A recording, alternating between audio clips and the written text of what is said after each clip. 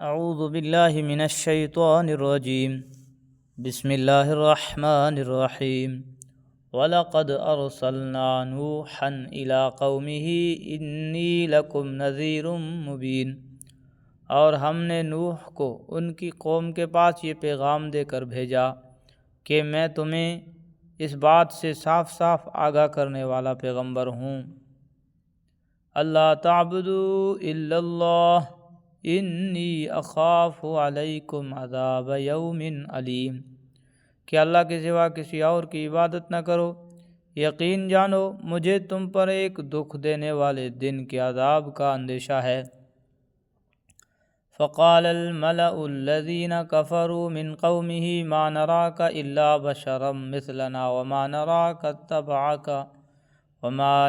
اتبعك إلا الذين هم أراذلنا بادي الرأي وما نرى لكم علينا من فضل بل نظنكم كاذبين۔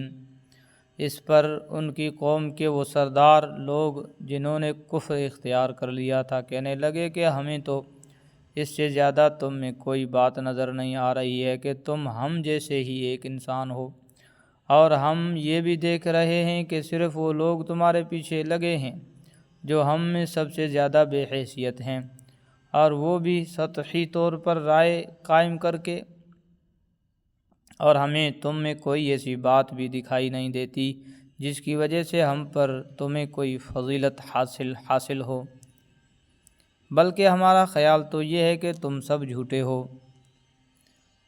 قال یا قوم ارأیتم ان کنت علی بینۃ من ربی وآتانی رحمۃ من عنده فعمیت علیکم انلزمکموها وانتم لها کارہون۔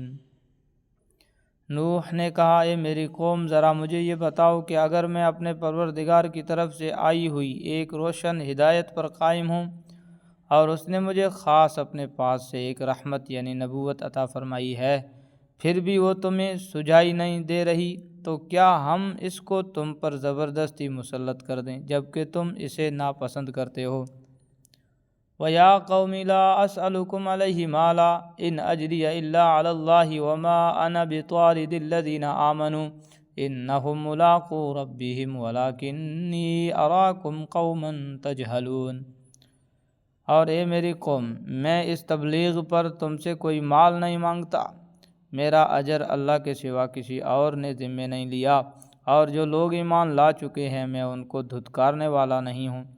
ان سب کو اپنے رب سے جا ملنا ہے، لیکن میں تو یہ دیکھ رہا ہوں کہ تم ایسے لوگ ہو جو نادانی کی باتیں کر رہے ہو۔ وَيَا قَوْمِ مَنْ يَنْصُرُنِي مِنَ اللَّهِ إِنْ طَرَدتُّهُمْ أَفَلَا تَذَكَّرُونَ۔ اور اے میری قوم، اگر میں ان لوگوں کو دھتکار دوں تو کون مجھے اللہ کی پکڑ سے بچائے گا؟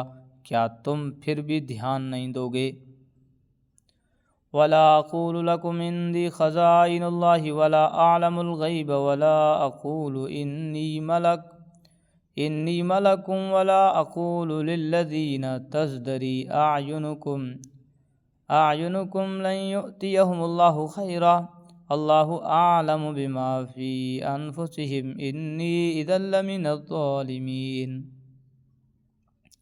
اور میں تم سے یہ نہیں کہہ رہا ہوں کہ میرے قبضے میں اللہ کے خزانے ہیں، نہ میں غیب کی ساری باتیں جانتا ہوں، اور نہ میں تم سے یہ کہہ رہا ہوں کہ میں کوئی فرشتہ ہوں۔ اور جن لوگوں کو تمہاری نگاہیں حقیر سمجھتی ہے ان کے بارے میں بھی میں یہ نہیں کہہ سکتا کہ اللہ انہیں کبھی کوئی بھلائی عطا نہیں کرے گا، ان کے دلوں میں جو کچھ ہے اسے اللہ سب سے زیادہ جانتا ہے۔ اگر میں ان کے بارے میں ایسی باتیں کہوں تو میرا شمار یقیناً ظالموں میں ہوگا۔ یہ اس جاہلانہ خیال کی تردید ہے کہ اللہ کے کسی پیغمبر یا مقرب بندے کے پاس ہر قسم کے اختیارات ہونے چاہیے، اور اسے غیب کی ساری باتوں کا علم ہونا چاہیے۔ حضرت نوح علیہ السلام نے واضح فرما دیا کہ کسی نبی یا اللہ کے کسی ولی کا یہ کام نہیں ہوتا کہ وہ دنیا کے خزانے لوگوں میں تقسیم کرے یا غیب کی ہر بات بتائے۔ اس کا مقصد تو لوگوں کے عقائد اور اعمال و اخلاق کی اصلاح ہوتا ہے۔ اس کی ساری تعلیمات اسی مقصد کے گرد گھومتی ہے، لہذا اس سے اس قسم کی توقعات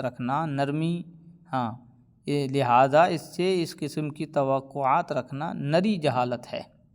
اس طرح اس آیت میں ان لوگوں کی ہدایت کا بڑا سامان ہے جو بزرگوں کے پاس اپنے دنیاوی مقاصد کے لیے جاتے ہیں اور انہیں دنیاوی اور تکوینی امور میں اپنا مشکل کشاں اور حاجت رواں سمجھتے ہیں، اور یہ توقع رکھتے ہیں کہ وہ انہیں مستقبل کی ہر بات بتا دیا کریں گے۔ جب اللہ تعالیٰ کا اتنا برگزیدہ پیغمبر ان باتوں کو اپنے اختیار سے باہر قرار دے رہا ہے تو کون ہے جو ان اختیارات کا دعویٰ کر سکے؟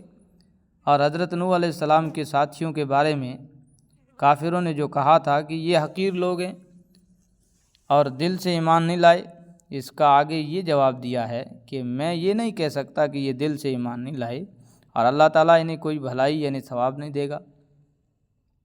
قالوا یا نوح قد جادلتنا فاکثرت جدالنا فأتنا بما تعدنا ان کنت من الصادقین۔ انہوں نے کہا، اے نوح تم ہم سے بحث کر چکے اور بہت بحث کر چکے، اب اگر تم سچے ہو تو لے آؤ وہ عذاب جس کی دھمکی ہمیں دے رہے ہو۔ قال انما یأتیکم بہ اللہ ان شاء وما انتم بمعجزین۔ نوح نے کہا، اسے تو اللہ ہی تمہارے پاس لے آئے گا اگر چاہے گا، اور تم اسے بے بس نہیں کر سکتے۔ ولا ينفعكم نصحي ان اردت ان انصح لكم ان كان الله يريد ان يغويكم هو ربكم واليه ترجعون۔ اگر میں تمہاری خیر خواہی کرنا چاہوں تو میری خیر خواہی اس صورت میں تمہارے کوئی کام نہیں آ سکتی، جب اللہ ہی نے تمہاری ضد اور ہٹ دھرمی کی وجہ سے تمہیں گمراہی کرنے کا ارادہ کر لیا ہو، وہی تمہارا پروردگار ہے اور اسی کے پاس تمہیں واپس لے جایا جائے گا۔ ام یقولون افتراہ قل ان افتریتہ فعلی اجرامی وانا بریء مما تجرمون۔ بھلا کیا عرب کے یہ کافر لوگ کہتے ہیں کہ محمد صلی اللہ علیہ وسلم نے یہ قرآن اپنی طرف سے گھڑ لیا ہے؟ اے پیغمبر کہہ دو، اگر میں نے اسے گھڑا ہوگا تو میرے جرم کا وبال مجھی پر ہوگا، اور جو جرم تم کر رہے ہو میں اسی کا ذمہ دار نہیں ہوں۔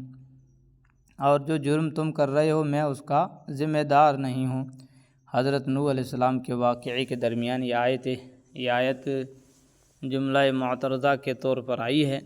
توجہ اس طرف دلائی گئی ہے کہ حضرت نوح علیہ السلام کا یہ واقعہ جس تفصیل کے ساتھ حضرت صلی اللہ علیہ وسلم بیان فرما رہے ہیں، اسے معلوم کرنے کا آپ کے پاس کوئی ذریعہ وحی کے سوا نہیں ہے، اور جس انداز و اسلوب میں وہ بیان ہو رہا ہے وہ من گھڑت نہیں ہو سکتا، بلکہ یہ اس بات کا واضح ثبوت ہے کہ یہ قرآن اللہ تعالیٰ کی طرف سے نازل ہوا ہے۔